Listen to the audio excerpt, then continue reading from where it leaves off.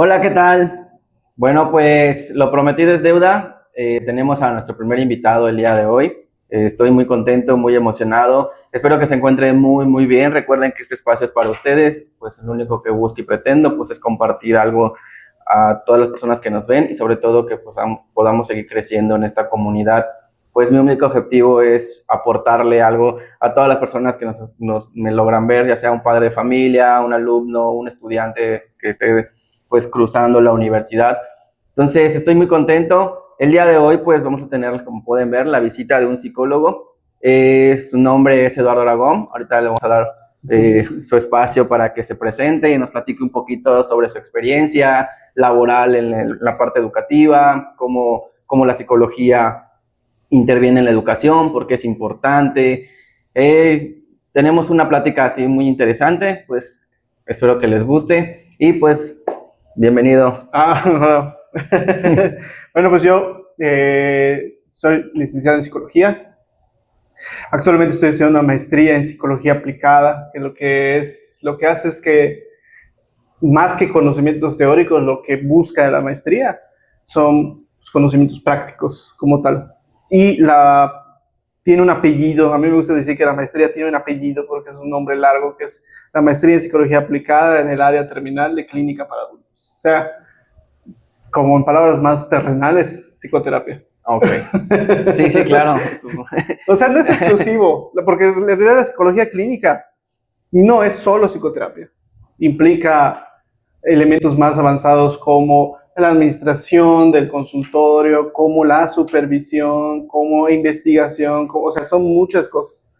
Pero la realidad es que desafortunadamente muchos egresados solo hacen psicoterapia. Claro, se hace a lo más fácil, por decirlo así, ¿no? Lo más básico. Ajá, claro, sí, y ya. Y sabemos que pues la psicología es muy extensa, o sea, de la Sí, es una psicología área, parten muchas carreras que en fin. muchas ramas que incluso para los psicólogos son muy desconocidas. Está por ejemplo, muchas veces sucede que el clínico desconoce el área organizacional, ¿no? O el área escolar, por ejemplo. O también hay tendencias como el área de deporte, que también no es tan nueva, pero sí es algo como lo más reciente, psicología, el área de criminología, el área de victimología, el área de la neuropsicología, que también está tomando en boga, el área de investigación, de la estadística en psicología, o sea, son muchas áreas. O sea, sí, abarca Sí, desde la licenciatura es una pincelada a lo más básico de todo. Yo creo que todas las licenciaturas son eso. Muchas escuelas de licenciatura se van enfocando ya en psicoterapia o en organizacional, laboral, pero en general es una pincelada. Entonces, por eso muchos piensan que cuando egresan dicen, sí, no aprendí nada o aprendí muy sí, básico. porque a final de cuentas yo creo que la universidad es como que te abre el camino para ver hasta dónde quieres ir, ¿no? Claro. O sea, yo creo que igual, bueno, pues igual es la parte de las neurociencias, Sí. parte de la criminología, ves Sí. parte de la educación, ves parte de... Jurídica. O sea, Ahorita ves jurídica también. Son áreas no nuevas, pero sí a veces poco conocidas. y eso es lo que hace interesante una carrera, porque al final de cuentas a veces solo nos quedamos como que en lo común, en lo que pues, conocemos así vagamente, Sí. pero realmente cuando profundizas una profesión o una carrera, creo que ya abres como que tu mente a otra diversidad, ¿no? O sea, creo que Claro. empiezan ahora sí que las experiencias. Cuéntanos un poquito de cómo tú decides pues iniciar la maestría que decides. Tú egresaste de la UADY, ¿no? Sí, claro.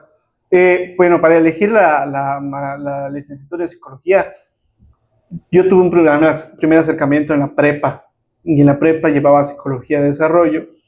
La asignatura me pareció fascinante. Y luego en tercer año tomaba optativas. Y eso fue lo que me terminó de enganchar. Hay un libro de psicología social que asumiría yo que es básico, pero creo que no es tan básico como pienso, que es Psicología Social de Myers. Y ese libro, en una versión adaptada, corta, la veías en la prepa. Y ves fenómenos, bueno, sí, objetos de estudios de la psicología como son las actitudes, la persuasión, cómo son la comparación, la atribución, todo eso lo veías en la prepa, en psicología social, y veías psicología del mexicano en la prepa. Entonces, de hecho, gran parte de que haya decidido es por el estudio de la cultura, que es otra área que ahorita que lo menciono, que es la etnopsicología, que es una área que no emerge en México, pero que sí México es uno de los países que tiene gran influencia en que surja esto. Y la etnopsicología pues tiene para mí al psicólogo más importante que ha dado el país, que es Rogelio Díaz Guerrero, y eso lo vi en la prepa, y eso me terminó de convencer, y entro a la licenciatura. Yo creo que como muchos pasa, el primer semestre dije, no me gusta lo que estoy estudiando. Claro, empiezas a conocer tu persona. Entonces, no, pero además, yo creo que pasa en todas las carreras, porque o sea, muchas veces ves en primer semestre de licenciatura cosas, o en primer año, cosas que son súper básicas, pero que son la estructura base de lo que vas a seguir estudiando. Okay. Por ejemplo, yo creo que bueno, en psicología veíamos nosotros filosofía en primer año, veíamos habilidades para la vida, que luego pues, resulta ser muy útil. Veías cosas súper básicas de psicología social, cosas súper básicas de psicología educativa, o sea, veías cosas muy básicas. Muy teóricas. Muy teóricas y muy básicas. Entonces, veías psicología del desarrollo, que ya lo habías visto en la prepa y luego lo volvías a ver. Entonces, pareciese que lo que estás viendo no tiene sentido. Sí. Bueno, tú hablando de ese punto de que pues ya lo habías visto en la prepa, pero que no sé si en algún momento por tu mente pasó que hayan compañeros que no lo vieron en la prepa. Claro. Entonces para ti era algo como que, voy a repetirlo. Sí. Y qué flojera hacerlo otra vez. Sí, pero sí, pues sí. habían compañeros que en su vida lo habían visto y que era, lo mejor. Bueno, eso sí, sí. Pero incluso yo lo que voy es que es un fenómeno que pasa mucho porque compañeros de derecho decían, es que no me gusta lo que estoy estudiando, creo que voy a dejar la carrera. Compañeros de educación decían, creo que voy a dejar la carrera, ¿no? Porque en el campus pues convives con todos. Pero obviamente el primer año es súper básico, vas aprendiendo. De hecho, muchos nombres son bases de, fundamentos de, entonces es por algo. Y luego, conforme fui avanzando, pues me fui apasionando más. Yo en la licenciatura y después de la licenciatura hice un par de investigaciones, he hecho investigaciones de drogas y familia, de satisfacción en el noviazgo, y mi tesis la basé en mujeres que no quieren ser madres. Entonces, y de ahí hemos hecho otras investigaciones que no es que vaya a ser como, ¿cómo se dice? Como estos artistas que dicen, no puedo hablar del tema. pero no puedo hablar del tema. Entonces, sí, claro. Pero sí, y de ahí, bueno, cuando yo egreso, cuando tú empiezas a dar psicoterapia, creo que legalmente no hay consecuencias, pero a nosotros como estudiantes de psicología, yo creo que la ética es un eje fundamental. Okay. Entonces... Bueno, yo creo que en todas las carreras, o sea, la ética es claro, tu base, quieras o no, es tu base. Yo digo desde mi perspectiva como maestro, creo que tu ética profesional también te va a hacer y te va a abrir muchas puertas. O sea, yo creo que eso sí es muy importante y es algo que pues vale la pena recalcar, que todo lo que tú hagas se basa en valores, profesionalismo, claro, compromiso, tu actitud. Entonces yo creo que la empatía que puedas tener hacia las otras personas, creo que una de las profesiones que tiene que ser muy empática es la psicología, la educación. O sea, creo que es una de las profesiones que realmente te tienes que poner en el lugar de tus alumnos o de tus compañeros, hablando ya profesionalmente, y creo que sí, creo que... Y había una maestra que decía que el psicólogo y el maestro se ponen un saco y nunca se lo quitan. Entonces, ese saco te marca y la sociedad espera cosas de ti, a pesar de que tú ya no estés trabajando, o sea, claro, tú ya no estés en la escuela o tú no estés dando terapia. Y ese saco, desafortunadamente, sirve para que te juzguen, para que te critiquen, ¿no? Ve cómo se comporta si es maestro, o ve cómo ve lo que dice si es psicólogo. Entra la parte social de, es X, ¿no? Somos humanos, a final de cuentas somos humanos, Y a veces, muchas veces caemos en el que, es maestro, lo voy a decir abiertamente, a los maestros los tienen catalogados como borrachos, como fiesteros, como, ¿no? Pero la realidad es que somos humanos, ¿no? O sea, ya sea un doctor, sea un maestro, sea lo que sea, creo que al final de cuentas, pues, fuera de su área laboral, pues es un ser humano, ¿no? Y ahorita en las redes sociales veo mucho, por ejemplo, los maestros que suben fotos de fiestas, ¿no? Y dicen, ¿y qué? ¿No estás haciendo tu planeación? Y es como, o sea, no tienen derecho a Claro. divertirse. Pero bueno. Y que justamente eso es algo que pasa cotidianamente, ¿no? O sea, somos, bueno, yo lo digo desde mi área de docencia, somos muy juzgados en muchos aspectos y, bueno, no sé, me vas a dejar mentir, sé que tú también tienes una experiencia en la parte de docencia, no quizás de frente a un grupo como tal, Claro. pero sí formando evaluaciones, que Sí, eso es sí, algo sí. que nos vas a platicar ahorita. Pero creo que sí, como docentes estamos, hasta los psicólogos, ¿no? ¿Qué sucede? Que tú como docente a veces das una sugerencia, compartes un comentario hacia el padre de familia y ¿qué sucede? Mi hijo no está loco, mi hijo no Claro. necesita ayuda, mi hijo... Y catalogamos al psicólogo como un para locos, ¿no? Como un psiquiatra. Claro. Y no, realmente no. O sea, es una orientación, es un acompañamiento que se le da a los alumnos y a los padres de familia, que incluso el problema nuclear es dentro de la familia, ¿no? Sí, sí, sí. Porque no me vas a dejar mentir, creo que uno de los problemas fuertes es eso, los niños o los alumnos reflejan en la escuela lo que en casa ven. Entonces yo Sí, creo sí, que... sí. En gran medida, en gran medida. Pero bueno, ahorita vamos a eso, ¿no? Yo te decía, egresas y tienes que, la ética te obliga a que cuando tú empieces a ejercer, necesitas un acompañamiento de un profesional que ya lleve años ejerciendo. Claro. Que lo que hace, eso no es sorpresa para los psicólogos, no sé si para la gente puede ser una sorpresa, pero tú supervisas tus casos. Lo que sucede es que no es que vayas a decir, por ejemplo, si tú vas conmigo, fíjate que tú, psicólogo profesional que lleva más años, Herbert de tantos años, no sé qué, tiene este problema, no, sino siempre conservando elementos que no te pueden identificar, diciendo, tengo esta situación con esta persona, no sé qué hacer, o estoy haciendo esto, ¿está bien lo que estoy haciendo o está mal? O sea, esa es la supervisión. Y por ley la tienes que, bueno, no por ley, claro, por ética la tienes que llevar 2 años, tus primeros 2 años que ejerces. Eso es lo que muchas veces no se cuenta. La supervisión es carísima, carísima. O sea, si tú como psicólogo cobras así muy bajo, 400, 500 pesos, ¿no? Porque hay otros que cobran más alto, tu supervisión te puede salir en 1,000, 1,500, 2,000 pesos. ¿Ok? Entonces es carísima la supervisión. Yo hago estos 2 años de supervisión.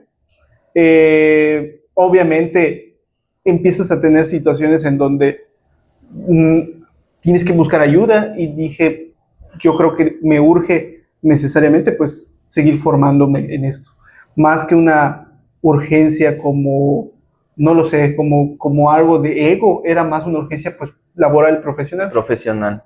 Entonces es cuando entro a la maestría, pero desafortunadamente dejé el trabajo. Yo en 2022 creo, entré al Centro de Evaluación Educativa del estado de Yucatán. Entonces ahí lo que hacen son pruebas, instrumentos o procedimientos de evaluación de la educación. La evaluación de la educación no necesariamente implica evaluar los conocimientos que tiene el alumno, sino incluso lo que se hacían. Esa no es mi área. Yo estaba en el área operativa y lo que hacíamos era pues la logística de entrega, recepción, sí, de todo, ponerse de acuerdo con los municipios, las escuelas, con los directores, capacitar, eso es lo que hacíamos. Había un área dedicada exclusivamente a la elaboración de procedimientos e instrumentos de evaluación. Y ahí incluso evaluaban los programas que se están aplicando. Yo no es que quiera hablar bien de mi área, de la Secretaría de Educación, pero la realidad es que muchos eran muy profesionales, independientemente de qué hicieran con los resultados. Claro, sí. pero eran muy profesionales todos en lo que lo hacían. Dejando a un lado eso. o sea nuestro director, quiero que todos los directores de centro de evaluación, miren, estos son los resultados y lo entregan a sus superiores. Y a los superiores, sí, quién sabe qué pasaba, ¿no? Pero eso es lo que hacíamos. La realidad es que a mí me tocó en ese año una estrategia que me parecía muy bonita, que era, y creo que no fue tan difundida, que era los certificación de primaria y secundaria con un solo examen. Ah, sí. Entonces, a mí me tocaba viajar. Yo viajaba casi 3, 4 días a la semana a las comisarías de Chemash. En ese tiempo ahí Yucatán sale muy bajo en los índices de escolaridad, Sí. tiene mucho rezago educativo. Y sin hablar en las comunidades. O sea, Sí. Dentro de la ciudad sí hay, pero en un lugar donde más se nota es en las ¿Y comunidades. sabes qué era porque nosotros preguntábamos, ¿hasta qué grado estudiaste? La realidad, en parte, no era nuestra indicación que preguntáramos hasta qué grado estudiaste. Nuestra indicación era aplicar el examen, ver cómo Sí, le iba, claro. y si aprobaba, regresábamos y le entregábamos su certificado. La persona no salía de la comunidad. Lo que sucede cuando ven lo de rezago educativo, dicen, ¿qué podemos hacer? Porque tenemos mucha gente que no terminó su primaria y su secundaria. Entonces, lo que hace el gobierno del estado es rastrear los municipios con mayor rezago educativo y de ahí armar estrategias que vayan a la comunidad, apliquen el examen en la comunidad, recojan documentos en la comunidad.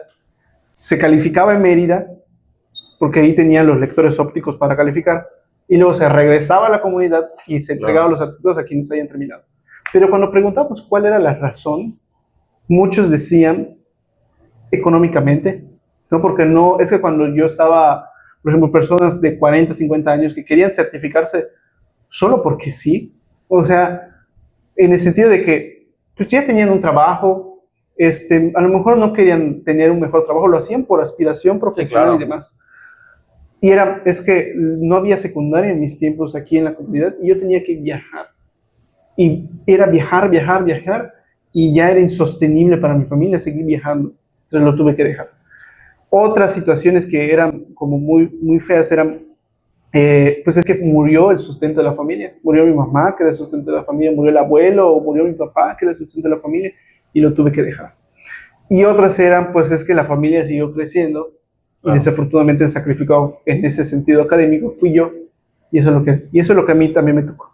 Y en lo escolar, bueno, regresando a lo de las pruebas y la logística, era muy interesante muchas de las situaciones que pasaban en las escuelas, que era los docentes o los directores llegaban a veces molestos con nosotros. Sin embargo, yo creo que a través de los años, y eso es algo que nos decía una jefa de otro departamento, era que en Yucatán hay cultura de evaluación, cultura de evaluación educativa. Dice que en otros estados los docentes cuando veían que había una prueba de evaluación se asustaban o no querían aplicarla o no se aplicaba, o incluso estos centros de evaluación no existían en otros estados y aquí sí. ¿Por qué? Porque el magisterio cooperaba ampliamente con el centro de evaluación. La realidad es que si bien tuvimos situaciones desafortunadas con directores o con maestros, eran los menos. Con supervisores o con jefes de sector, eran los menos. Era más la gente que nos apoyaba, era más la gente que sacrificaba, no sé, tiempo, gasolina, ¿no? Para ir a buscar la prueba, porque la prueba se mandaba a un centro, al Centro de Desarrollo Educativo, y habían escuelas de distintas comunidades. De distribuirlo. Claro, y ellos sí, a veces iban, las escuelas tenían que ir al Centro de Desarrollo Educativo de los 12 que hay en el país, y las escuelas tenían que ir al centro, y para entregarlo de nuevo al centro. Entonces, la realidad es que, y algo que decíamos, es que los maestros cooperaban ampliamente. Cuando eso no fue por iniciativa mía, en realidad fue una iniciativa del Centro de Evaluación, y a mí me tocó redactarlo. Pero a veces nos regresaban las hojas así como sea. Y mi jefe y los otros jefes y demás me dijeron que me dieron como las indicaciones de lo que yo tenía que redactar. Claro. Y redactamos la manera en cómo tenían que devolver las pruebas. Y la verdad es que funcionó. Sí, yo te voy a inventar una estadística, pero yo creo que más del 90% de las escuelas lo regresaban tal cual como debía ser. Porque el maestro se tomaba la molestia de leer las instrucciones que les mandábamos y de leer. Nosotros éramos muy específicos de cómo tenían que guardar los paquetes dentro de la caja, en qué orden, qué va hasta abajo, qué va en medio, qué va arriba, todo eso. Y lo hacían. Eso era muy bonito. Una de las realidades que, bueno, te lo digo, ahorita yo doy sexto, que vemos que esas pruebas, por ejemplo, de las Olimpiadas, ¿no? De matemáticas, siento que ya las están haciendo, ya hablando externo de lo que pasa, ¿no? Siento que son pruebas ya como para otros niveles. Y te lo voy a decir, un niño de sexto grado respondiendo 10 operaciones que tienen que ver con algoritmos, que tienen que ver con diagramas de flujo, que tienen que ver con cosas que, o sea, sí es cierto, hay que exigirles que utilicen la lógica, que utilicen su cerebro, que tengan la habilidad de poder resolver un problema matemático, pero un problema matemático a su nivel. Sí, lo que están viendo. Sí, porque realmente a veces, yo lo he dicho muchas veces, parece que esos exámenes lo hacen con las patas, o sea, Sí. no le encuentras un sentido a lo que ellos están viendo. O sea, ¿y qué pasa? Que muchas veces los alumnos llegan y ven el examen, leen el primer problema y se bloquean, Sí. ¿no? Y puede ser un niño sobresaliente. Pero sabemos que esas pruebas igual a veces vienen desde México porque son pruebas que se hacen a nivel nacional. Sí, es cierto. Pero pues dices, o sea, sí, pero no te pases, o sea, bájales 8 rayas a lo que estás haciendo porque no está yendo acorde. Es más, yo estudié 4 semestres en el Instituto Tecnológico y lo que yo veía en el Instituto Tecnológico los vi en ese examen de 10 reactivos y dije, o sea, mis alumnos no van a poder responder esto, y es que yo no dude de sus capacidades, pero no lo han visto. No, o sea, no lo ves en primaria, pero bueno. Y la triste realidad que es un examen para primaria, secundaria. O sea, es el mismo. Okay. Y tú dices, bueno, ¿dónde está la congruencia, no? De evaluar con el mismo examen 2 niveles diferentes y sobre todo que esta vez hicieron matemáticas e informática. Y con el mismo examen promediaste a tus de matemáticas y a los de tu informática. O sea, a veces sí decimos, hacen las cosas a lo loco y no se ponen a pensar realmente qué impacto puede tener. Cuando no es que tampoco esté defendiendo, pero cuando estábamos ahí, en el centro de evaluación, porque además no gano nada con defenderlo porque ni era mi departamento. Claro. Pero cuando estaban ahí, era un proceso en donde se convocaban. ¿Cómo se convocaban? No lo sé. Pero en donde se convocaban a docentes frente al grupo. Porque es una realidad. Muchos de los que están como burócratas, que estábamos como burócratas, pues no teníamos experiencia frente al grupo. No sabemos. Y era una queja que había mucho, es que ustedes no saben lo que pasa en un salón. Sí, es cierto, no saben lo que pasa en un salón.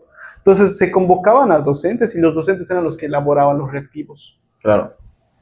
Por ejemplo, del IDAEP y del IDAESI, eran docentes frente al grupo los que elaboraban esos reactivos. Y otros docentes frente al grupo corregían esos reactivos. Y otros docentes frente al grupo aprobaban esos reactivos. Y ya lo que nosotros, o sea, bueno, lo que el centro de evaluación hacía era corregir que si la redacción, que si la escritura, que si, o sea, las opciones de respuesta, era eso. Pero sí tengo entendido que ya, creo que en 2023 o 2024, ya algunas pruebas ya las mandaban de México. Entonces sí es una realidad que lo que se quejaba mucho y lo que nos quejábamos muchos del centro de evaluación es que necesitábamos una regionalización. O sea, el examen que aplicas en Yucatán incluso no puede tener el mismo, no quiero, pues sí, las mismas palabras o el mismo significado que las que se aplican en Sinaloa, que las que se aplican en Monterrey. Aunque seamos el mismo país, las palabras tienen un significado diferente muy en cualquier región. Y la manera en cómo se habla también es muy distinta. Entonces, sí era una realidad que no hay regionalización. Entonces, pero sí era, o sea, lo curioso es que a nosotros como centro de evaluación recibíamos la queja. O sea, sí, es algo que o sea, si tú te pones a platicar con un maestro y le dices, es que yo estaba, pues obviamente te va a agarrar y te va a decir, no, pues es que a mí no me parece. No, me incluyo porque yo soy una persona que no me puedo quedar callado cuando hay una inquietud, ¿no? Pero pues es parte del derecho. Bueno, ahora platícanos un poquito cómo la psicología, aporta en la educación, ¿no? Porque es muy importante considerarlo dentro de la educación, con base a tu experiencia. Sí, yo fíjate que puede aportar desde distintos vértices, ¿no? Desde con los alumnos y con los docentes. Algo que leí en una investigación de aquí, de Yucatán, que era que nivel secundaria, muchas maestras, y en nivel bachillerato, muchas maestras eran acosadas por sus alumnos, ahí en el salón. Entonces, obviamente eso tiene una repercusión pues en la estabilidad y en la salud mental de las maestras. Y los maestros también recibían un tipo de acoso, no un acoso pues sexual, pero sí recibían algún tipo de acoso. Hostigamiento, ¿no? No es bullying. Algo que sí me gusta a veces aclarar es que decimos que el bullying es que te le están bulleando al maestro, ¿no? Y déjame, y tú me vas a dejar, bueno, tú das terapias y das consultas. Creo que hoy en día ya catalogamos el bullying por cualquier cosita. Pero si yo vengo y te hago así, es bullying, sí, ¿no? Sí. Pero no vamos, como maestros sabemos que el bullying no solamente es un me pellizco, claro, sino es una... Es un acoso sistemático. Exacto, es una actitud o es un acto constante, sí, y que no solamente es en la escuela, sino que es en todos los medios, ¿no? Redes sociales, sí, fuera de la escuela. Pero el bullying es entre iguales. Sí. Es de alumno a alumno. Maestro que hostiga o que acosa al alumno no está haciendo bullying, está haciendo acoso y hostigamiento. Y abuso de poder, podríamos decirlo. Porque, claro, pero pues, bullying no es. Entonces sí había mucho de esto. Entonces, ¿qué sucedía? Que pues obviamente las docentes, principalmente las maestras, pues tenían un temor de entrar al salón. ¿Por qué? Por toda la experiencia. Y esto se queda grabado, o sea, independientemente de si cambian de grupo, a veces estos problemas a veces estos traumas, yo a veces digo que el dolor, que el dolor no entiende de lógica.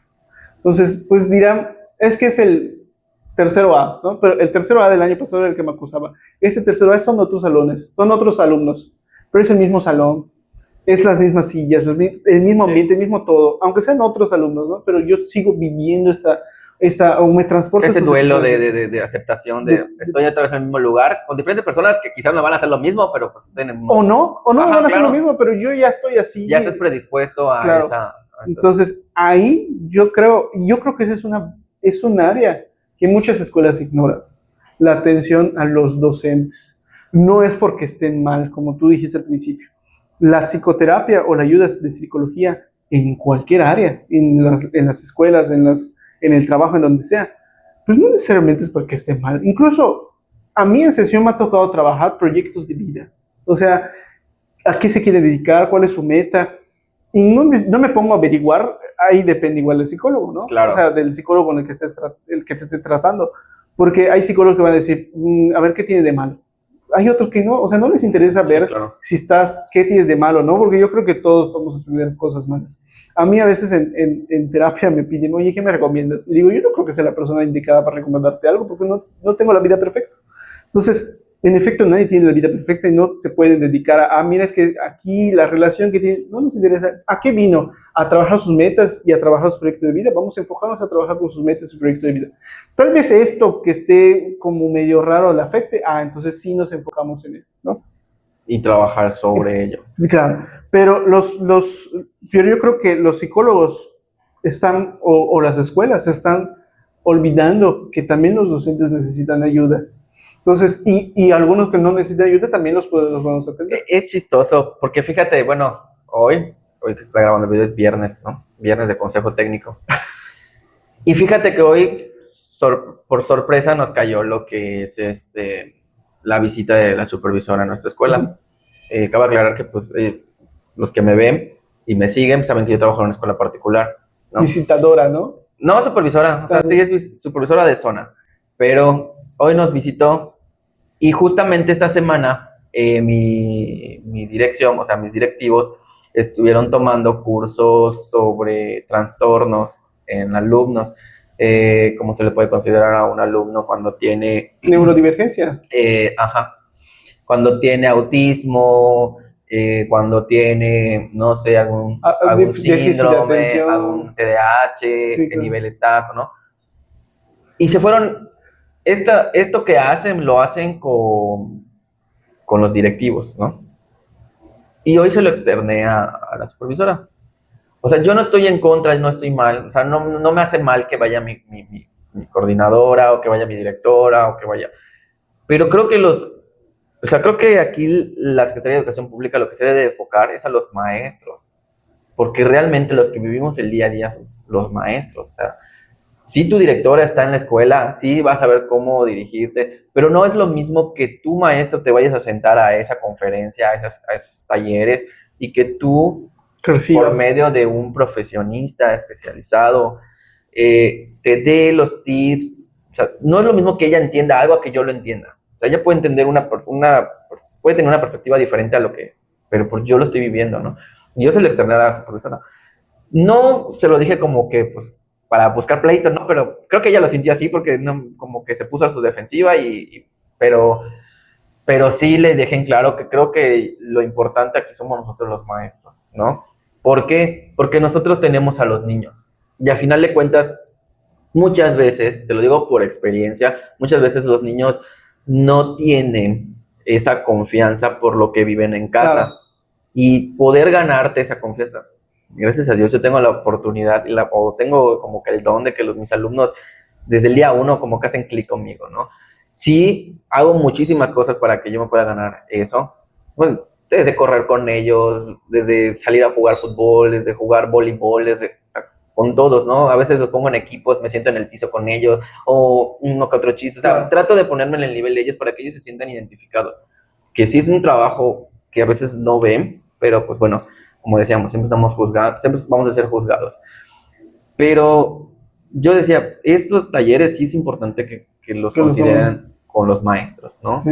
Y hoy en día, estas nuevas reformas que hace la Secretaría de Educación Pública, en un salón ya debe de haber, aunque sea una persona con condición. Y no es inclusión, porque de hecho es algo que nos decía mi coordinadora que dijo esta persona, ¿no?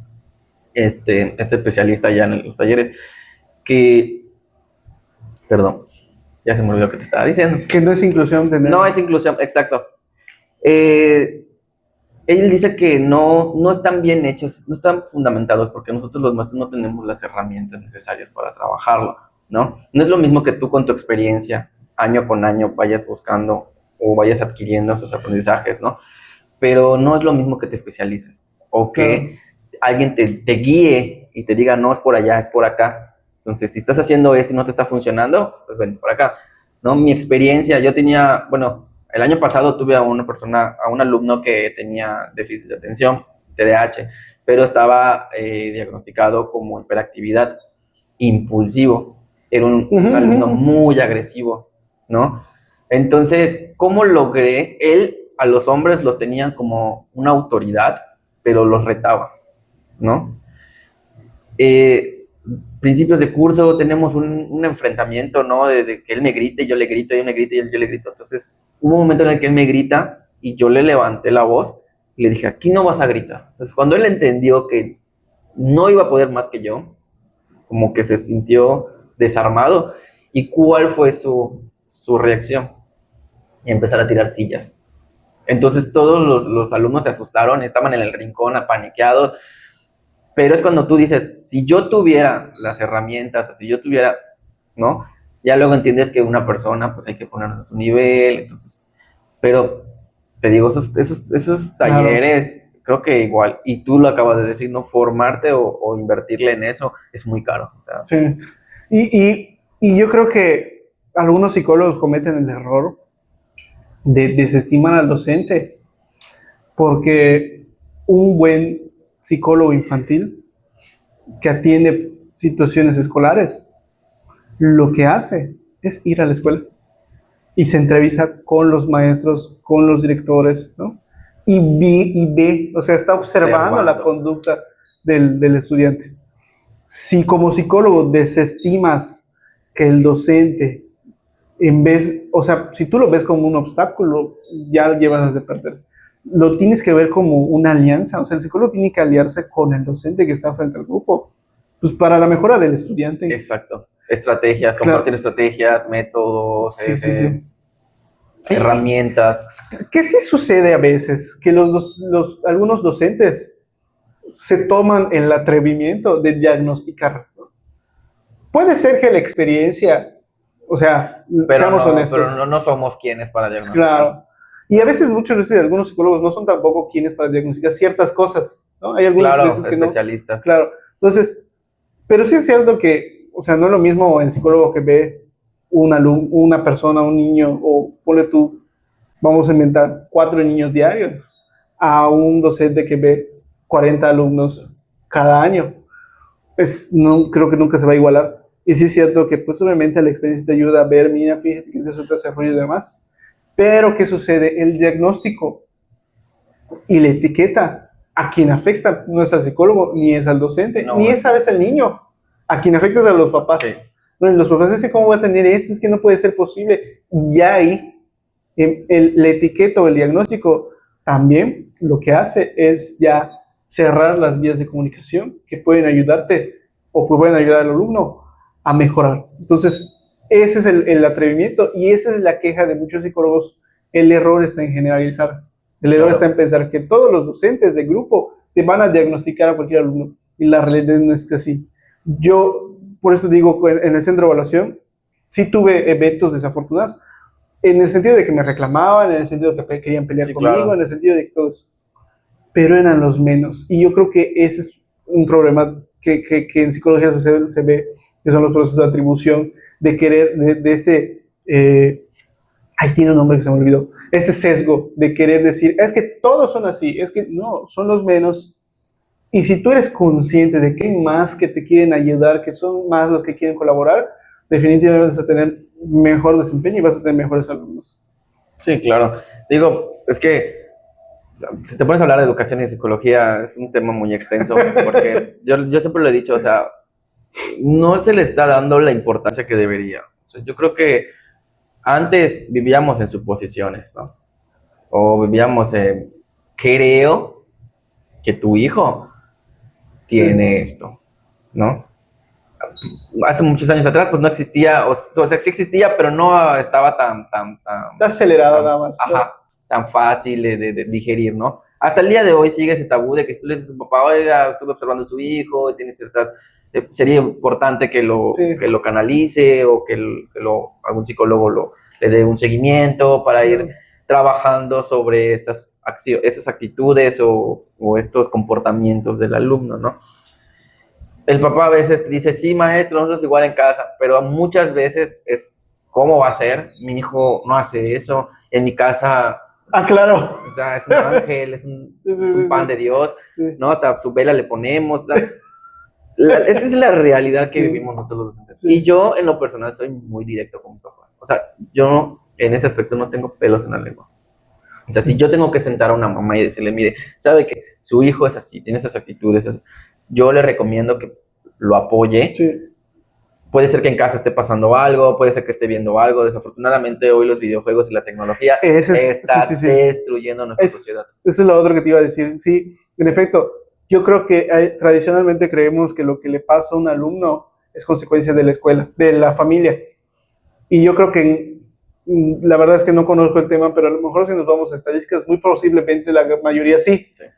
Pero hay un espacio en donde no, hay un espacio en donde a lo mejor algo sucede en la escuela, hay un espacio que a lo mejor algo sucede saliendo de la escuela, o hay algo que, bueno, no sé si lo siguen haciendo, pero somos de la misma edad, pero cuando salías a jugar a la calle, o sea, o te ibas al parque, sí, claro, también veías situaciones que hacían ruido, y tú puedes educar en la escuela y en la familia con muy buenos valores a tu hijo o a tu hija, pero pues no sabes en qué entorno se desenvuelve. Claro, y no sabes en qué pueda pasar ahí.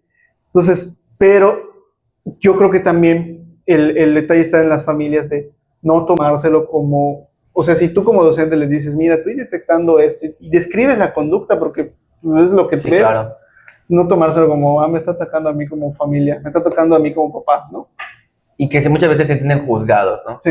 Y te lo dicen, no, ¿cómo vas a juzgar cómo crianza. educo a mi Ajá. hijo, cómo educo a mi hija, ¿no?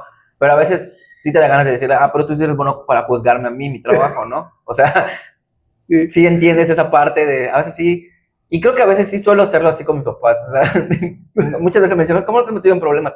Yo sí soy. O sea, yo sí soy. Pero creo que está como, hay no sé si era un meme que decía, es que maestro, póngale, sea estricto porque no puedo con él, ¿no? Y el maestro responde, si usted no puede con él, imagínese yo que trato con 30 más como Sí, él. claro. Bueno, la realidad aquí es esa, ¿no? Yo tengo la fortuna de que todos los años que he dado clase, he topado con papás en los que me han dado esa oportunidad de poder llamarles la atención. Yo no soy un maestro que les diga, o sea, sí les llamo mucho la atención. O sea, sí, para la edad que ya tienen y la etapa en la que están, que son sexto y se van a secundaria, que empiezan a haber cambios hormonales, empiezan a haber cambios de amistades, empiezan a haber otras creencias, empiezan a descubrir su cuerpo, empiezan a descubrir la atracción hacia otra persona. Entonces, sí son temas que a veces en ese nivel tienes que saber tratar. Entonces, ¿yo qué hago? Mis contenidos los vinculo mucho con lo que pasa en la vida real. Claro. O sea, ¿cómo tú vas a poder enfrentarte allá afuera si no te estás agarrando la base aquí adentro? ¿No? Y hace poco subí un video sobre lo que pasaba, ¿no? Con los libros del texto y todo el show que se La está crítica, armando, sí, ¿no? claro. Una persona me comentó, no, tú enfócate a lo tuyo y pues, ¿no? Pero pues es que hablar de educación, pues, nosotros me dice, tú preocúpate de la educación de tus alumnos, ¿no? Es que yo no educo a los alumnos. Yo solamente refuerzo lo Sí, claro. que tienen en casa, los valores, los conocimientos. Los que educan realmente son los papás, ¿no? Porque yo no le voy a quitar esa responsabilidad a los papás. Porque el día de mañana me decía, es que el maestro lo educó, no. O sea, tú como papá educas, yo como maestro refuerzo, y eso se lo digo a mis papás. Día uno, la educación es un triángulo. Alumno, padre, maestro. Si uno de nosotros tres no estamos trabajando en Flaquea, conjunto, claro. la educación, no, o sea, la base de conocimientos y de contenidos no va a haber. El aprendizaje no va a haber. ¿Por qué? Porque si empezamos a tirarnos la responsabilidad de quién, no vamos a llegar a un acuerdo. Entonces, si ustedes están de acuerdo, yo trabajo así y les doy mi cátedra, ¿no? Y los papás, como robotitos, salen, sí, sí, sí, sí, sí, ¿no? Yo que no uso mucho. Yo, por ejemplo, hablando educativamente, yo no dejo muchas tareas de casa. ¿Qué pasa? Que a veces dejas tareas de casa y lo hace mamá, lo hace papá, lo hace hermano, lo hace primo, lo hace perro, lo hace gato. Y no ves, y cuando los dejas en salón, no saben ni qué hacer, ¿no? Pero pues es cuando empiezas tú como, empiezas a agarrar como que estrategias, empiezas a ver otras cosas, empiezas a prepararte, ¿no? Y decías, ¿no? Que los maestros no hacen nada, pero hacemos muchísimo más de lo que se puedan imaginar, ¿no? Entonces, a veces eso es lo que pasa, que cuando tú le dices a un papá lo que está pasando con su hijo y les aconsejas a un psicólogo que supuestamente ya es ley, que, o sea, ya es obligación escuela, de ¿no? cada escuela debe tener un psicólogo, pero la realidad es que no, o sea, uno, hablando escuelas públicas, la Secretaría de Educación Pública no quiere invertir tanto en eso. Si no invierte en sus plazas, no va a querer invertir en plazas para psicólogos.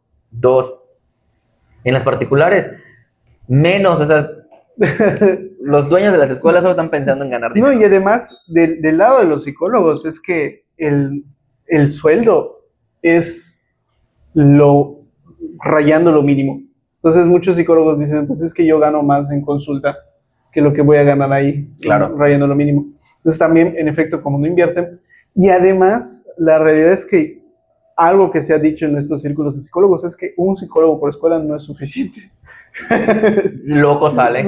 Digo, imagínate, Sí, ¿no?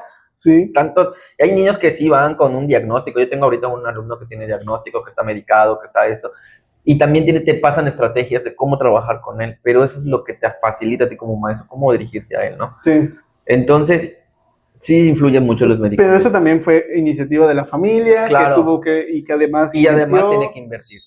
Pero Sí, sí, sí. cuando tú tienes un hijo, sabes que de por medio le vas a invertir desde el día uno que te enteras que vas a ser Claro. papá, ¿no? Sí, sí, sí, sí. Entonces, creo que también es parte de la responsabilidad que los papás a veces se desajenan, ¿no? Y tú me vas a decir ahorita, ¿no? Tú das terapias, Claro. te enfocas las en relaciones. Sí. Algo que comparto a veces es que uno, es una realidad que uno no busca como especializarse, pero sí me llegan muchas situaciones de relación, o sea, de pareja. Y desafortunadamente me llegan muchas situaciones de infidelidad en la pareja. Entonces, esto, para empezar, si eres un estudiante, porque pues, también se da, o sea, yo creo que no hay que desestimar las vivencias que tienen los menores de edad, sea de quien sea.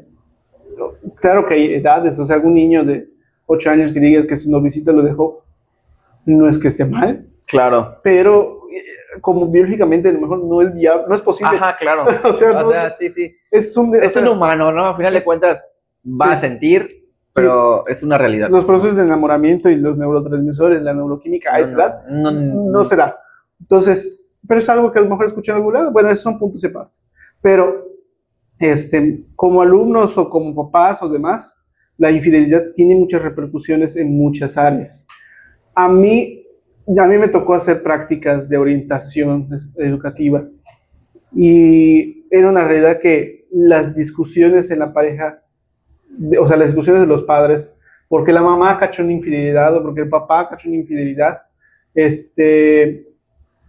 pues afectaban al alumno, de que no podría él estudiar o ese día la discusión se puso muy álgida, entonces tuvieron que refugiarse en algún cuarto, o sea, afecta también y obviamente tiene una repercusión porque precisamente los que iban con nosotros en orientación educativa eran porque habían reprobado. Claro. Entonces, cuando preguntabas por qué habías reprobado, es que no estudié, ¿por qué no estudiaste? No hice mi tarea. ¿Y por qué no hiciste todo esto? Pues es que mira, pasó esta situación en mi casa. Y fíjate que esa es una realidad, ahorita que tú lo dices, es una realidad constante dentro de un salón de clases. Bueno, a nivel primaria es muy común que te digan, no hice la tarea el fin de semana porque me tocó ir con la novia de mi papá y luego no me tocó ir, o sea, no lo pude hacer porque me tocó estar con la pareja de mi mamá. Yo tuve un alumno que ya durante todo un año ya no sabía quién era el papá y quién era el novio de en turno, ¿no? Digo, sin faltar respeto a nadie, pero pues es una realidad, ¿no? Ya mecanizas a tu hijo de que es normal estar hoy con una pareja, al día siguiente con otra, al otro con otra, y es cuando empieza a haber esa confusión, sí, ¿no? Y empieza, me gustan las mujeres, me gustan los hombres, ¿qué me gusta, no? Yo tenía una alumna igual el curso pasado, que igual estaba explorando, ¿no? Que me decía, maestro, siento atracción por esta niña, ¿no? Fue un proceso que fui trabajando durante un año, ¿no? Y a veces tú como maestro, pues no eres ni consejero, no eres no eres psicólogo, o sea, no, pero pues la haces de muchas cosas.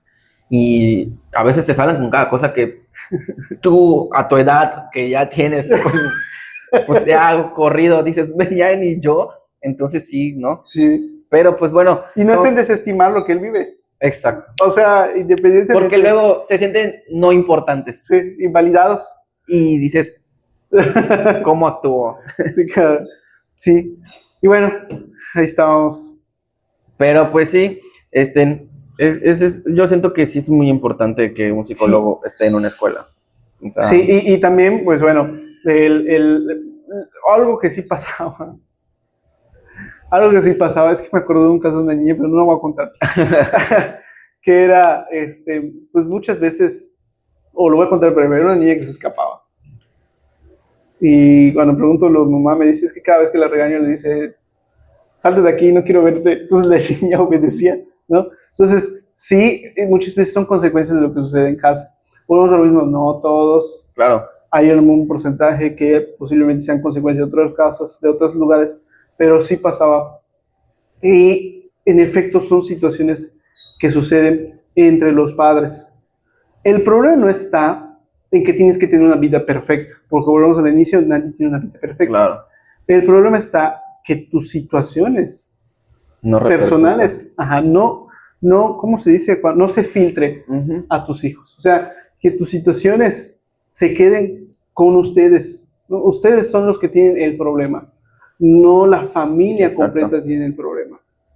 Hay un término dentro, aunque es muy criticado el psicoanálisis, hay un término dentro del psicoanálisis que se llama la parentalización temprana, que muy posiblemente, cuando ahorita que te lo explique, vas a decir, mira, este alumno y este alumno. Sí, claro. Que es cuando el hijo o la hija recibe mucha carga emocional por parte de su mamá o de su papá. Es indistinto, o sea, no tiene que ser como sexo opuesto, ¿no? La mamá con el hijo, puede ser la mamá con la hija, el papá con el hijo. De tal manera que el niño o la niña supla la figura parental que está ausente, ya sea física o emocionalmente. Entonces, ¿Qué es lo que sucede?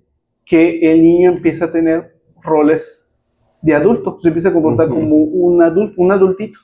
Entonces, esas situaciones, y algo que les digo a veces en terapia es que a veces quien está sentado frente a mí no es quien debería estar sentado. Claro. ¿No? Entonces, esas situaciones obviamente le afectan en el desarrollo del niño, obviamente le afecta académicamente, y son consecuencia de cómo los padres o la figura parental, mamá o papá, se lleva con él. Entonces, lo que sí se hace la invitación es que si tú eres consciente que hay alguna afectación en tu hijo y que a lo mejor tú puedes hacer algo, no es que sea tu culpa y no es que sea tu absoluta responsabilidad, pero a lo mejor hay algo que trabajando en ti puede tener una repercusión positiva en tu hijo. Entonces, en efecto, acude a psicoterapia.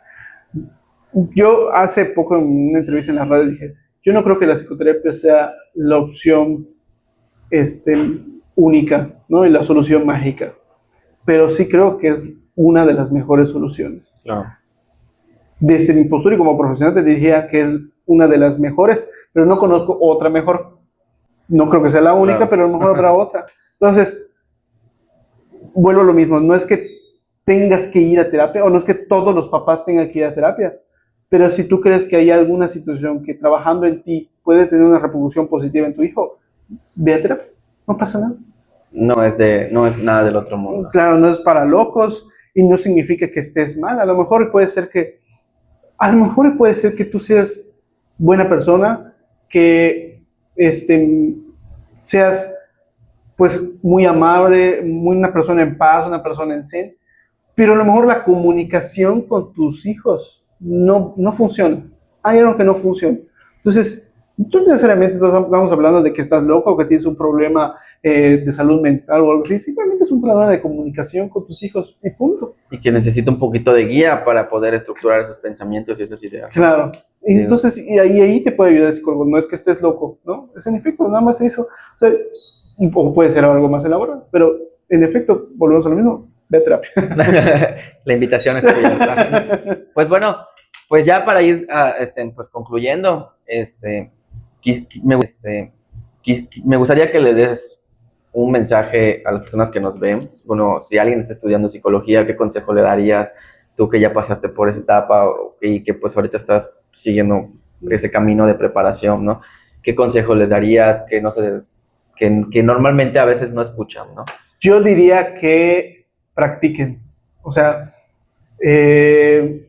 yo creo que eso sí se da mucho en las escuelas de psicología. No sé si se da en todas las escuelas, pero sí se da mucho que en las escuelas de psicología los psicólogos digan, es que tienes que profesionalizar y profesionalizar y profesionalizar. Y seamos honestos, cuesta. Sí. Entonces, no tienes ni a veces el dinero para tomar el curso, el diplomado, la maestría, lo que sea. Entonces, yo sí diría que se dediquen, que ejerzan de lo que sea, pero que lo ejerzan siempre con los lineamientos éticos, básicos y legales, además, ¿no? Pero que lo ejerzan dentro de lo ético y lo legal.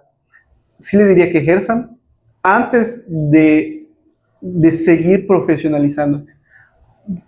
Algo que pasaba mucho, incluso ahorita que lo pienso, pasaba mucho con mis compañeros de la maestría, que es que yo egresando pensaba que me iba a dedicar a esto, a esta área de la psicología, ¿no? Claro. Iba a inventar, vamos a suponer, yo pensé que toda la carrera, pensé que me iba a dedicar a lo laboral, toda la carrera. Terminé y dije, voy a entrar a lo laboral. Entré a lo laboral y no me gustó.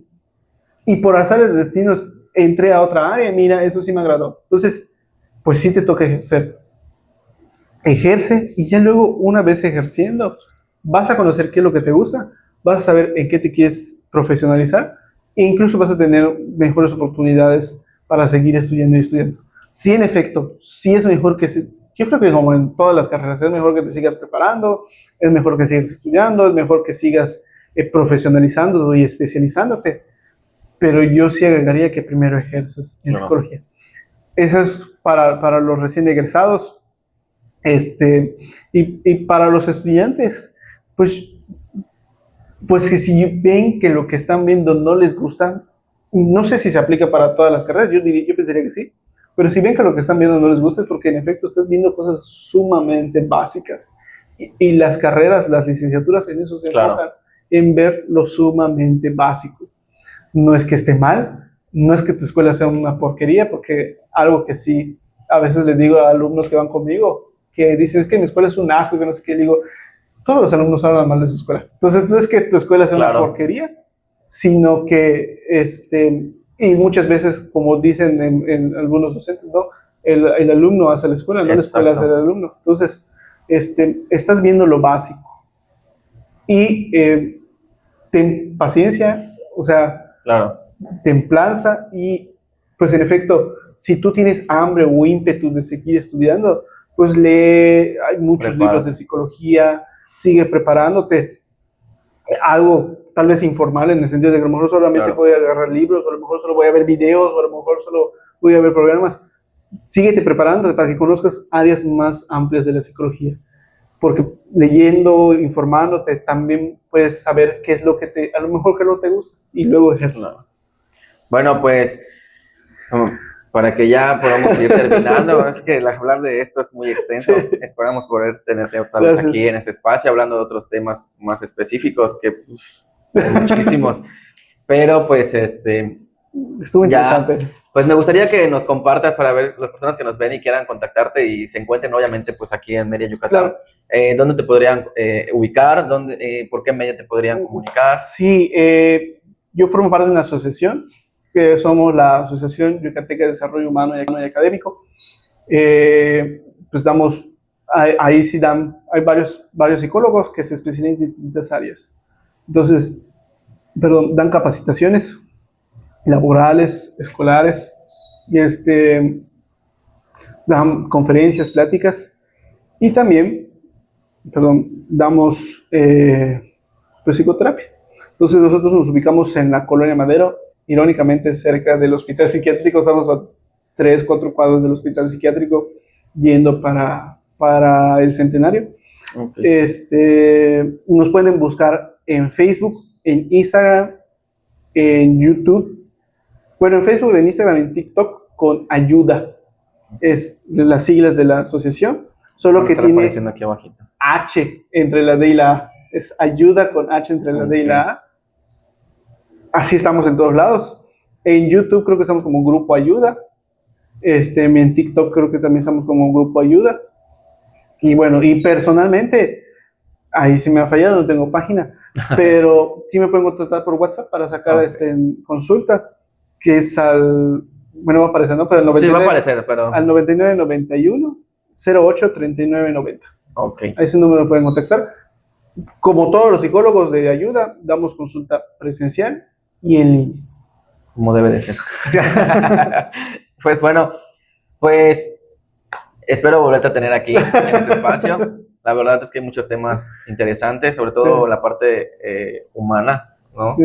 Desde un tema de suicidio, desde un tema claro. De malas decisiones, que te llevan a las adicciones, que te llevan a... todo esto parte de la psicología, ¿no? Creo que hay muchos temas que me gustaría que platiquemos. Ojalá que puedas volver. Claro. Pues bueno, hasta aquí vamos a llegar el día de hoy. Espero que les haya gustado. Espero que el contenido que trajimos hasta aquí, pues, haya sido de su agrado. Compartan, comenten, dejen ahí los temas que les gustaría que platiquemos. Igual, si gustarían un tema en específico con el psicólogo, pues que nos los hagan saber. Recuerden que voy a estar compartiendo entrevistas. Tengo otras próximas a realizar.